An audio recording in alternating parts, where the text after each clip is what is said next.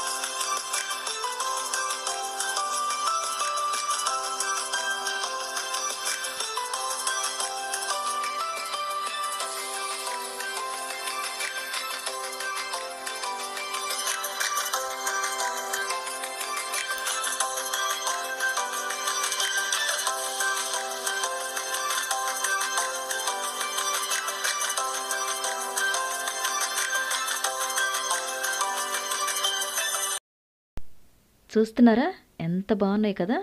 ఒక్కసారి చూసిన ఫ్లవర్ మళ్ళీ చూడటానికి కలర్ తెలియదు. అన్ని కలర్స్ ఉన్నాయి అన్నమాట ఇక్కడ. త్వలకరి చినుకులు అలా పడగానే ఇలా విరబూసేసేస్తాయి. ఇవి రెయిన్ లిలీస్.